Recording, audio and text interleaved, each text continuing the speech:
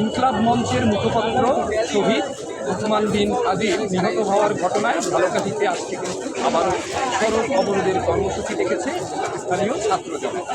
আজ দুপুর 2টা থেকে ঝালকাঠি কলেজ মোড় এলাকায় ঝালকাঠি খুলনা এবং ঝালকাঠি বরিশাল আঞ্চলিক মহাসড়কে এই অবরোধ কিন্তু দেখেছে। আয়োজকরা বলছে যে হাদির এই খুনের ঘটনায় আসলে প্রকৃত খুনি কারা তাদের নাম প্রকাশ করে জনসমক্ষে প্রচার করতে হবে এবং খুনিদের গ্রেপ্তার করে দৃষ্টান্তমূলক বিচার দাবি করতে হবে। 7 দিন ধরে সড়ক অবরোধ করে রেখেছি, কারণ আমাদের ওসমান বিন হাদি যে ঝালকাঠির গর্ব, ঝালকাঠির সন্তান, তাকে আটক তাকে গুলি করা হয়েছে। তারপরে পুরো দেশ জানে যে তারা কোথায়, কিন্তু সরকারি কোনো সোর্স তারা জানে না যে তারা কোথায় গিয়েছে। ডিসেন্ট নামে একটা বেসরকারি একটা প্রতিষ্ঠান তাদের লোকেশন পাই টু পাই বলে দিয়েছে। তারপরে ডিজিএফআই, ডিবি, ডিএসবি কিচ্ছু করতে পারে না তাদের ধরার জন্য।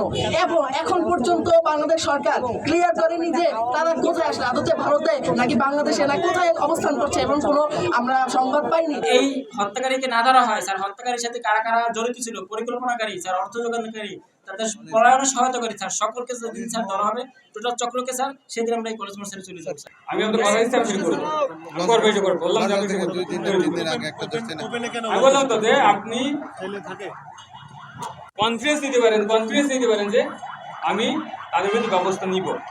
স্যারের সম্মানার্থে এবং জনদুর্ভোগের কথা চিন্তা করে আমরা আজকের প্রোগ্রামটা এখানে স্থগিত করছি, যেহেতু ইনকিলাব মঞ্চ তারাও 5টা পর্যন্ত সময় নিয়েছিল এবং আমরা ইনকিলাব মঞ্চের সাথে একত্রতা পোষণ করে আমরা দেখতেছি যে তারা কোনো 5টার পরে তারা কোনো ব্রিফ দেয় নাই।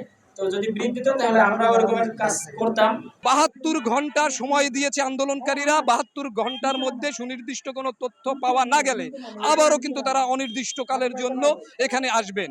হাদি হত্যার ঘটনায় ঝালকাঠিতে অবরোধের এই ছিল আমার কাছ থেকে সর্বশেষ। পলাশ রায়, সময় সংবাদ, ঝালকাঠি।